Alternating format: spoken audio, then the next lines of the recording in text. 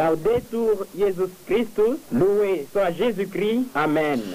À la seconde près, il est 7h45 à Mbujimaï. Madame, Messieurs, merci de nous avoir choisis ce matin pour vous informer. Voici notre première session d'infos en ce dimanche. RTF. Dans l'actualité ce matin, la Pentecôte célébrée ce dimanche 8 juin au sein de l'Église universelle. Il s'agit de la fête qui célèbre l'effusion de l'Esprit Saint sur un groupe de disciples de Jésus de Nazareth. Épisode relaté par les Actes des Apôtres. L'abbé Clophas Mujikantumba nous donnera le grand message de cette solennité. Se rendre compte de l'évolution des travaux de construction et modernisation de l'aéroport de Bipemba, voilà qui a conduit l'ordinaire du lieu, Monseigneur Emmanuel Bernard Kassonda, à cet aéroport.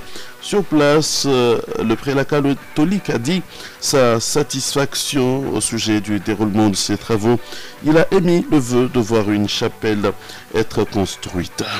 Dans l'actualité provinciale également, le Kasaï oriental mérite mieux que les plaintes. Sur les thèmes d'une matinée politique que le secrétaire général de l'ADP, Alliance des démocrates pour le progrès, Maître John Bombomitangou, a animé samedi au siège de leur parti politique. À suivre aussi l'actualité au plan national à Malabo, en Guinée équatoriale. Les chefs d'État de la CAC ont ordonné hier le retrait des troupes rwandaises de la République démocratique du Congo. C'était donc au cours d'une session ordinaire, la 26e, à laquelle a pris part le chef de l'État, Félix Antoine Tshisekedi Tshilombo. À suivre aussi le sport dans la deuxième partie de cette édition d'info. Prise de son et mise en onde signée ce matin, Viverdi Kalenda et Raphaël Komolo Kafumba, Ali Kazadi Mukola Semono. Bon dimanche et bienvenue.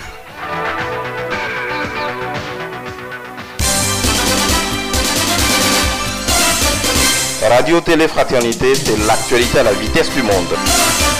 Madame, Messieurs, vous faites bien de nous écouter ce matin. Je le disais dans les titres, l'Église universelle célèbre ce dimanche 8 juin la grande solennité de la Pentecôte. Alors, c'est quoi la Pentecôte? Quel est le grand message pour cette fête? Julie Mbouyi est allée vendredi à la rencontre de l'abbé Clophas Mujikantumba, curé de Sainte-Marie-Vilniba. Voici son reportage. La Pentecôte commémore la descente de l'Esprit Saint sur les premiers chrétiens, événement symbolisant la naissance de l'Église. C'est l'explication de l'abbé Cléophas Mujikantumba, curé de la paroisse Sainte-Marie-Vilniba. Nous avons fêté Pâques pendant 50 jours. 40 jours après, c'est Jésus qui est monté au ciel, l'ascension. Et 50 jours, c'est l'Esprit Saint qui descend, comme pour réaliser la promesse faite par Jésus. Je ne vais pas vous laisser seul, je vais partir, mais je vais vous envoyer un autre défenseur, un paraclet, c'est l'Esprit Saint. Quels sont les symboles associés à cette solennité? L'abbé Cléophas. Parmi les symboles de l'Esprit Saint, il y a le feu, il y a l'eau, il y a l'huile, il y a la colombe, il y a aussi l'air. Voilà comment l'Esprit Saint se manifeste à travers les Saintes Écritures. Pour nous aujourd'hui, a poursuivi le prêtre, nous n'allons pas nous appesantir sur le parler en langue, mais plutôt sur les fruits de l'Esprit Saint, qui sont entre autres l'amour, la joie, la paix, la bonne vie, la compréhension, a-t-il ajouté. La couleur recommandée pour la Pentecôte est le rouge. Mais pourquoi? L'Église prévoit la couleur rouge, qui est même la couleur pour les martyrs. Mais l'Esprit Saint, comme feu, il vient nous embraser, il vient renouveler toutes choses. Et le feu, son rôle, c'est de renouveler pour donner la vie aux hommes. Un vrai chrétien doit célébrer la Pentecôte, car c'est elle qui fait de lui chrétien. Négliger la solennité du Saint-Esprit, c'est au fond s'éloigner de Jésus-Christ. Parce que Jésus-Christ, partant, il nous laisse. Si nous n'avons pas cet Esprit Saint, nous allons être à la proie de n'importe qui, de n'importe quoi. L'Esprit Saint, c'est bien nous couvrir. L'Esprit Saint, c'est bien nous conduire. L'Esprit Saint, c'est bien nous remplir de ses dons, différents dons, charismes, pour faire notre rôle, pour jouer notre rôle, d'édifier le règne de Dieu parmi nous. L'abbé Clophas Mujika qui sont traités avec Julie, que vous allez retrouver tout à l'heure, Julie Mbouyi, qui va donc recevoir l'abbé Clophas Mujika juste après ce journal. Bonne fête donc de Pentecôte à toutes et à tous.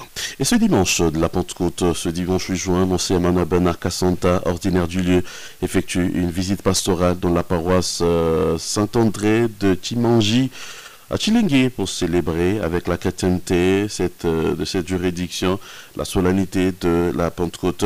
À l'occasion, plusieurs baptisés déjà préparés seront confirmés et enfin, Monseigneur l'évêque procédera à la pose de la première pierre pour la future construction de l'église paroissiale. La radio-télévision Fraternité Buenamontu est en deuil. Elle pleure depuis la nuit du vendredi à hier samedi. Gatien Nono Panda Kalenga, chef de son bureau technique. Plus de détails dans ce communiqué de la chancellerie diocésaine lu par le directeur de la radio, l'abbé Sébastien Chibumbu Kazumba.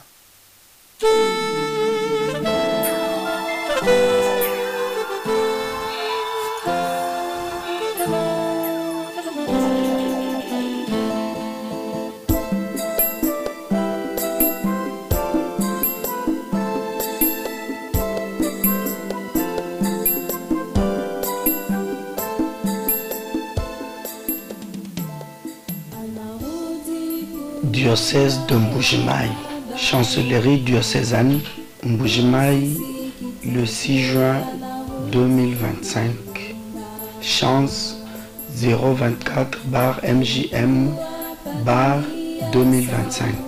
Communiqué nécrologique. Éminence, Excellence, chers frères et sœurs, au nom de son Excellence Monseigneur Bernard Emmanuel Cassanda, évêque de Mbujimayi, nous vous annonçons la triste nouvelle du décès de M. Nono Panda Kalenga, technicien à la radio-télévision Fraternité Buenamontu. Décès survenu ce vendredi 6 juin 2025 vers 23h30 à la polyclinique de Mbujimayi, Polimbu, des suites d'un malaise cardiaque. Monsieur Nono Panda a servi à la radio diocésaine depuis sa création. En attendant le programme des obsèques, le père évêque de Mbujimayi recommande son âme à vos humbles et ferventes prières. Si quelqu'un me sert, qu'il me suive, et là où je suis, là aussi sera mon serviteur, dit le Christ. Jean 12, 26. Puisse le Seigneur, lent à la colère et plein d'amour et de vérité, accorder le repos éternel à son serviteur Nono Panda Kalenga. Abbé Augustin Tchongo Kasangana, chancelier. Signe ce communiqué. Il était sur la terre. Ayant servi à la radio-télévision Fraternité de sa création à ce jour, Gatien Nono Panda a été l'un des membres du personnel les plus ponctuels et réguliers, friand du travail bien fait. Il s'en va, arme à la main. Ce malaise qui emporte Nono le prend alors qu'il venait de descendre du véhicule revenant de Kabeakamanga où il était couvrir les manifestations de clôture du 60e de l'Institut d'Itekemena Djetou, marqué par la Sainte Eucharistie, présidée par l'ordinaire du lieu, Monseigneur Emmanuel Bernard Cassanda. Et dans l'actualité provinciale, à présent, avant donc l'actualité provinciale, il y a cette messe d'ensemble du doyenné de Chiboaboa. Les fidèles de ce doyenné se sont retrouvés samedi 7 juin pour leur messe d'ensemble à la paroisse Sainte-Anne Boulongame. Celle-ci était présidée par l'abbé Gustave Chilumba aux côtés de 14 autres prêtres et un diacre, parmi eux le doyen l'abbé Barthélemy Mpoyi. Dans son homélie, l'abbé Jean-Paul Mulomba a décortiqué le thème « Une bonne éducation, une foi exemplaire ». On écoute un extrait de son sermon choisi par Bernard Nkachama.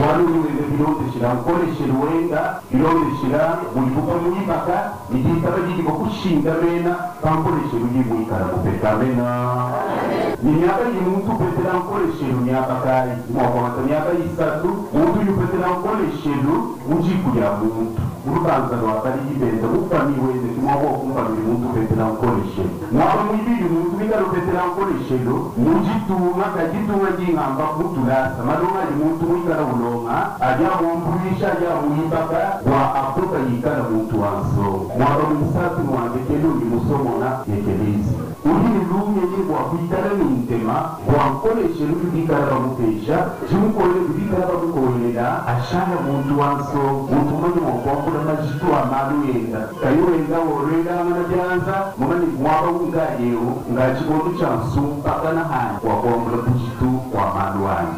Amen. L'abbé Jean Polydore Molomba et au deuxième moment, celui de l'émulation, c'est la paroisse Saint-Bonaventure qui a occupé la première place, suivie de la paroisse haute Sainte-Anne-Boulongame. Avant la bénédiction finale, le curé de la paroisse visitée, l'abbé Jean Polydore Molomba, a dit toute sa gratitude à la chrétienté du doyenné pour la présence. Il a donc annoncé pour le 30 août 2025 la prochaine rencontre et ça sera à Saint-Robert de Conselet.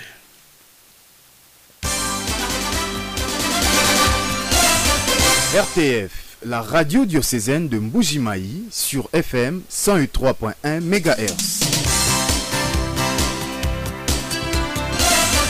Ouvrons maintenant le bal de l'actualité provinciale. Samedi 7 juin 2025, c'était hier, Monseigneur Ebanda Bernard Kassonta, ordinaire du lieu, a visité le chantier de l'aéroport de Bipemba en pleine modernisation, donc accompagné de plusieurs personnalités diocésaines, dont les 2 vicaires généraux et le curé de la paroisse Sainte-Marie-Ville-Miba.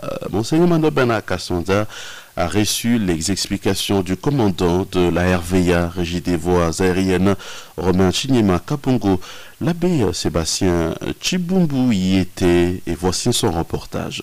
Ce samedi 7 juin 2025, son Excellence Monseigneur Emmanuel Bernard Kassanda, évêque du diocèse de Mbujimayi, a visité le chantier de l'aéroport international de Bipemba, accompagné de plusieurs personnalités diocésaines, dont les 2 vicaires généraux, Monseigneur Grégoire Chimena et Monseigneur Jacques Kabengele, ainsi que le curé de la paroisse Sainte-Marie Ville-Miba, Abbé Cléophas Mujika. Le père évêque de Mbujimayi a été accueilli très chaleureusement par M. Romain Chinyama Kabongo Mukishi, commandant de l'aéroport de Mbujimayi. Ce dernier a expliqué en quoi consiste le projet du nouvel aéroport de Mbujimayi. Normalement, d'ici octobre-novembre, on peut avoir terminé les 7 sur les 8 champs. On a le champ solaire qui a 840 panneaux. Ça a une capacité de 340 kW crête. Parce qu'en fait, ce qui fait la différence avec les différents groupes, c'est la fréquence dans le tour du générateur. Et là, c'est une fréquence permanente et à haut débit. Ça fera que ça va alimenter la tour de contrôle, les équipements de navigation et les équipements de balisage. Donc, nous avons la piste, qu'on appelle chaussée aéronautique. La piste a 2320. Elle avait initialement une distance de 2000. On a ajouté du côté nord 320 et jusque là, parce qu'on va par la suite ajouter du côté sud 700 mètres. Satisfait par le gigantesque projet, Monseigneur Emmanuel Bernard Kassanda a émis le vœu de voir cette grande œuvre arriver à son terme et il a également fait le plaidoyer de la création d'une chapelle, lieu de prière et recueillement pour les passagers et usagers de cet ouvrage de grande envergure. Plusieurs compartiments de cet aéroport devant être comptés parmi les plus beaux d'Afrique ont fait l'objet de cette visite, de la caserne anti-incendie à la centrale électrique en parcourant toute la nouvelle piste en voiture avant de terminer par la tour de contrôle. L'équipe en visite s'est dite très satisfaite.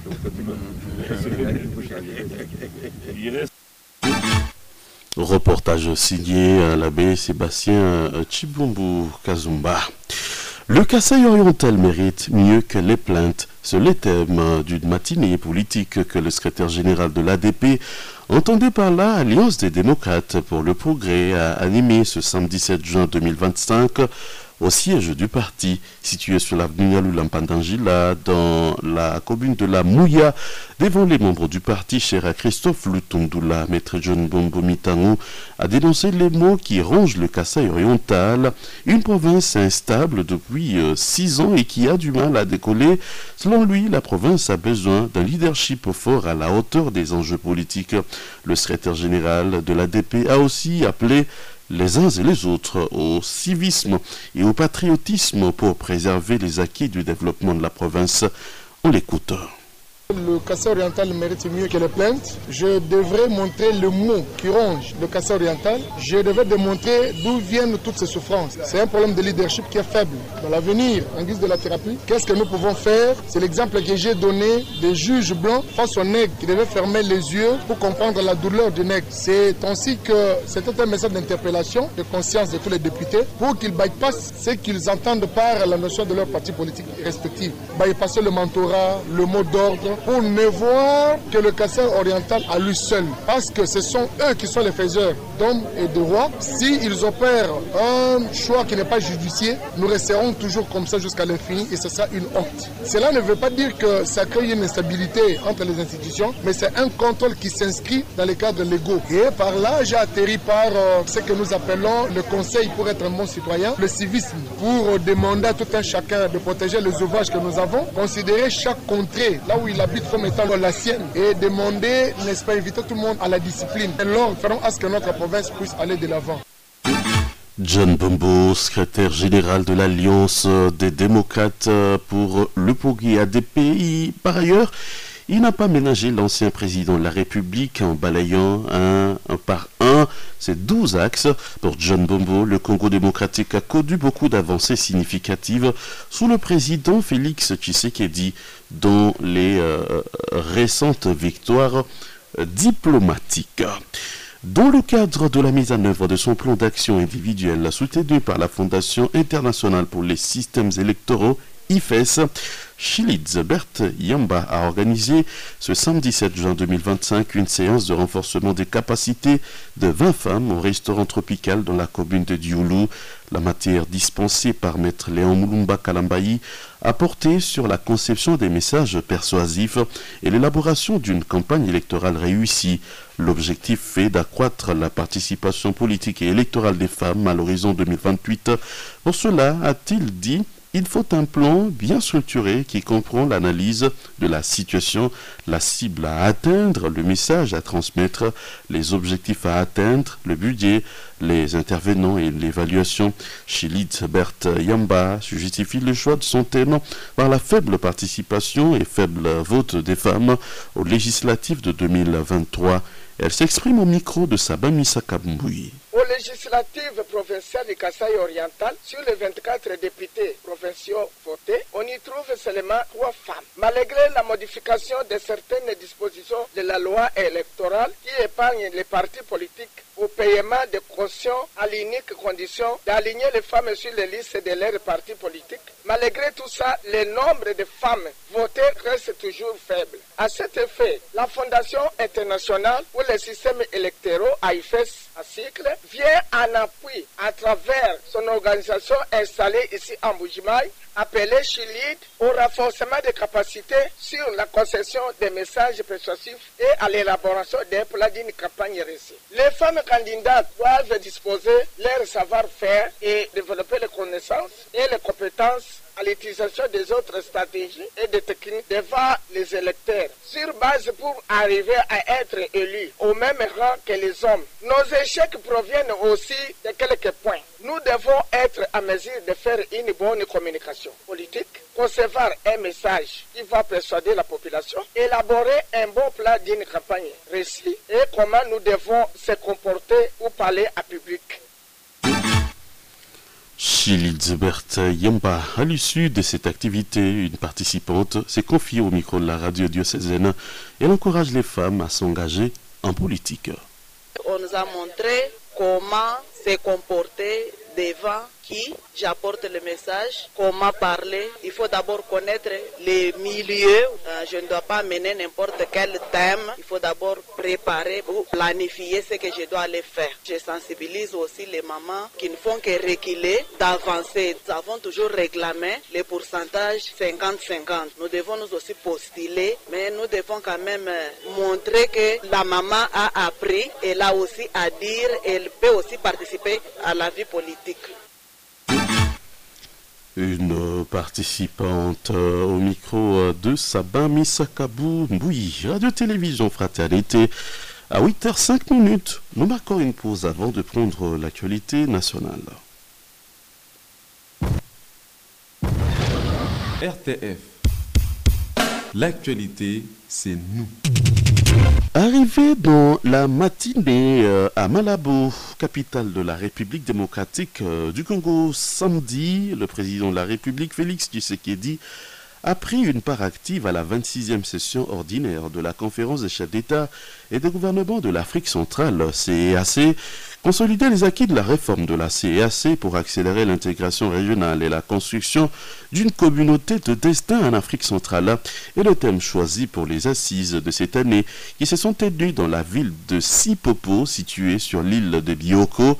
Au menu de cette rencontre, plusieurs points importants parmi lesquels la situation sécuritaire dans l'est de la RDC, la passation de la présidence tournante de la CEAC et la fin des mandats de l'équipe de la commission de la CEAC. À l'issue de ces travaux, le 26e sommet a publié un communiqué final comprenant quelques décisions importantes sur la situation sécuritaire qui prévaut dans l'est de la RDC. Les dirigeants de la CEAC ont pris acte de l'agression dont est victime la République démocratique du Congo par le Rwanda et ont ordonné à ce pays agresseur de retirer ses troupes du sol congolais. Concernant la passation de la présidence tournante de la CEAC, le sommet a préconisé que la Guinée équatoriale, pays sortant, conserve encore la tête de l'organisation au détriment du Rwanda jusqu'à la résolution de son différend avec la République démocratique du Congo. Au sujet du dernier point relatif à la fin du mandat de l'équipe de la commission de la CEAC, il a été décidé du renouvellement des animateurs de cet organe dans 3 mois. Le ministre de la coopération régionale Didier Mazenga, la vice-ministre des Affaires étrangères Grace Yamba, le haut représentant du chef de l'État Sumbu Sita et l'ambassadrice de la RDC en Guinée équatoriale Jocelyne Kabengele ont accompagné le président Félix Tshisekedi à ses assises. Et aussitôt après ce sommet, le Rwanda a annoncé samedi son retrait de la communauté économique des États de l'Afrique centrale CEAC à l'issue du 26e sommet ordinaire tenu à Malabo, accusant la République démocratique du Congo d'instrumentaliser l'organisation régionale avec le soutien de certains États membres. Dans un communiqué officiel, Kigali affirme que le droit du Rwanda à la présidence rotative tel que stipulé dans l'article 6 du traité constitutif de la CEAC a été délibérément ignoré pour imposer le diktat de la RDC. Cette situation constitue, selon le gouvernement rwandais, une nouvelle illustration, des dérives de l'organisation. Le Rwanda rappelle avoir déjà dénoncé en mars 2023, dans une lettre adressée au président en exercice de l'Union africaine, son exclusion du 22e sommet ordinaire de la CEAC organisé à Kinshasa sous la présidence de la RDC. Face à cette remise en cause de ces droits garantis par les textes constitutifs, nos confrères de 7sur7.cd, le Rwanda conclut ne plus voir de raison de rester membre d'une organisation dont le fonctionnement est désormais jugé contraire à ses principes et à son utilité. On marque une pause avant de parler sport. Fraternité Sport, le journal des sports. Et on démarre par la Ligue nationale de football. La phase des playoffs de la Ligue 2 de la Linafoot aura bel et bien lieu. Ainsi en a décidé la commission de gestion de la Linafoot lors de sa réunion du vendredi 6 juin 2025. Cette phase ultime sera organisée pour chaque zone de développement en manche unique, et ce, dans 3 villes en tenant compte des infrastructures tant d'accueil que sportives. Ces villes sont Kolwezi pour la zone de développement centre-sud, Bunia pour l'est et Kinshasa pour l'ouest. Le go sera donné le 13 juin 2025 et le calendrier irrélatif sera publié incessamment, précise la Ligue nationale de football. L'INAFoot, on y reste. Les playoffs de la Ligue 1, la phase allée s'est clôturée hier avec 2 rencontres à Kinshasa. Rangers a fait boire à l'équipe d'Ange Vert le calice jusqu'à la lie, vous vous en doutez, une raclée 8-1 au terme donc de cette rencontre. Et dans l'autre match disputé à Kibasa Maliba, à Lubumbashi, Sa Majesté Sangabalende est tombé devant le football club Saint-Éloi Lupopo à l'arrivée 0-2. Et à l'issue de cette phase allez, c'est le football club Saint-Éloi Lupopo qui termine en tête du classement avec 24 points, suivi donc de football club Les Aigles du Congo avec 22 points. Détails dans nos émissions spécialisées.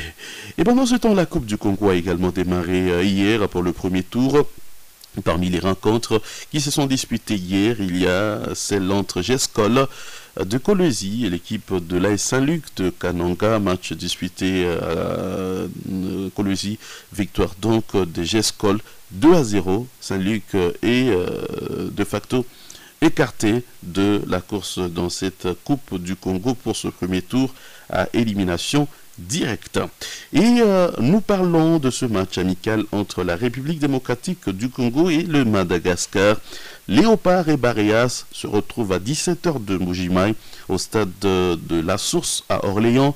En France, ce match amical est le deuxième pour le compte de ces journées FIFA que va donc disputer la RDC après la victoire face au Mali, 1-0. Et on rappelle l'heure de ce match, 17h. Et il faut noter que du côté Léopard, il y a 4 joueurs qui ne seront pas de la partie ce soir.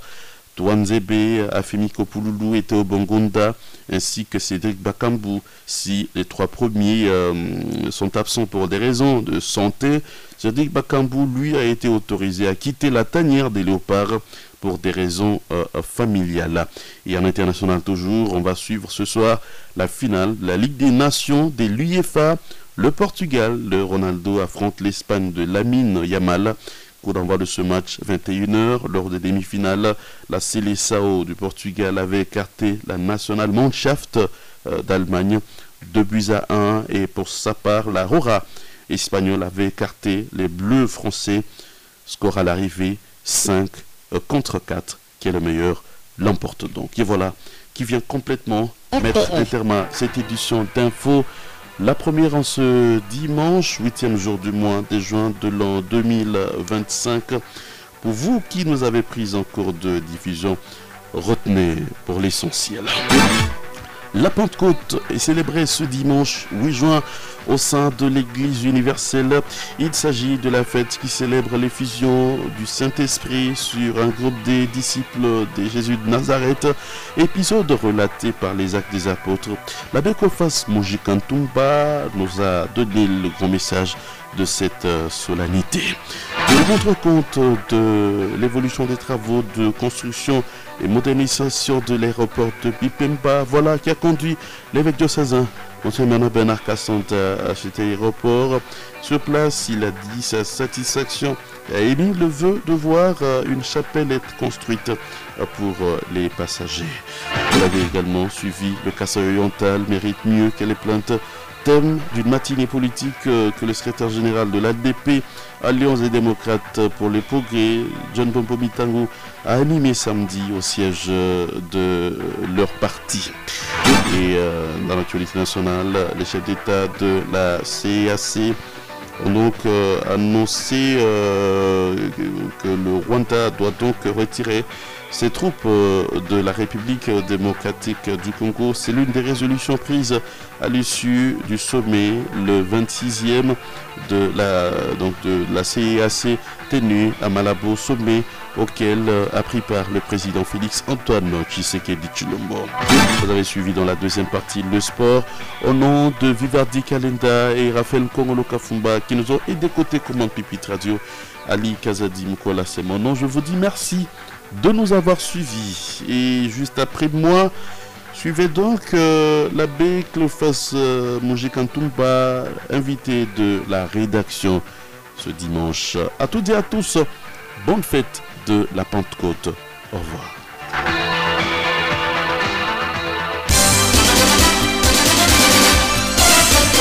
Radio Télé Fraternité, c'est l'actualité à la vitesse du monde.